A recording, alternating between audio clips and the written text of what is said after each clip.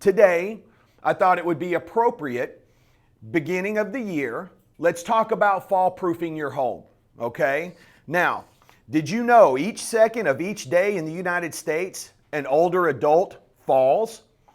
Every 11 seconds, someone is treated in the ER for a fall-related injury. Think about that, 11 seconds, not a long time. Every 18, 19 minutes, someone dies from a fall-related injury. All right, so how do we fall-proof our home?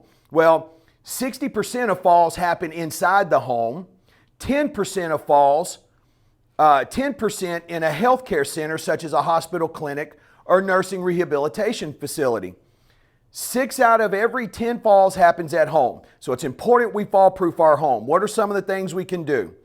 Handrails, guys, handrails. Grab bars in your shower. Try not to use the suction cup. Get them installed. Do not use the toilet paper roller to push off and help yourself get off the toilet, okay? People do it.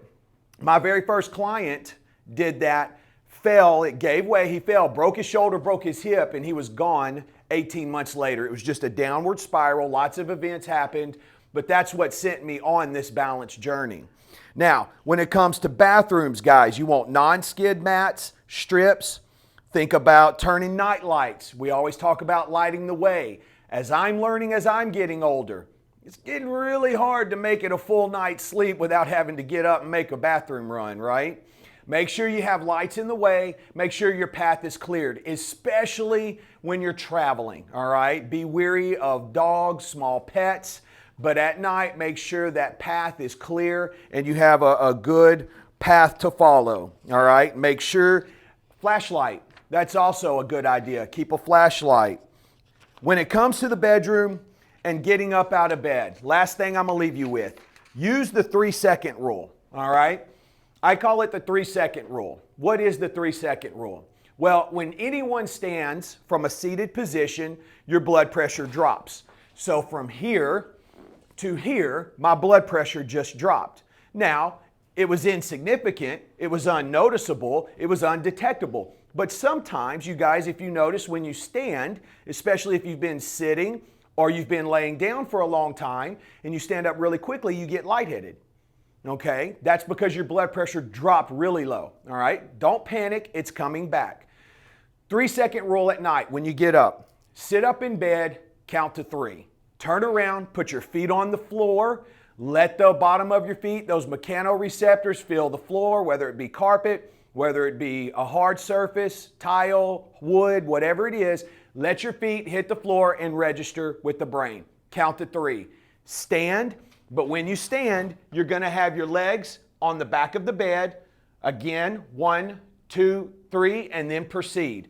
Now, I know most of us, when we wake up at night, are not thinking the 3-second rule. We're thinking, run, right?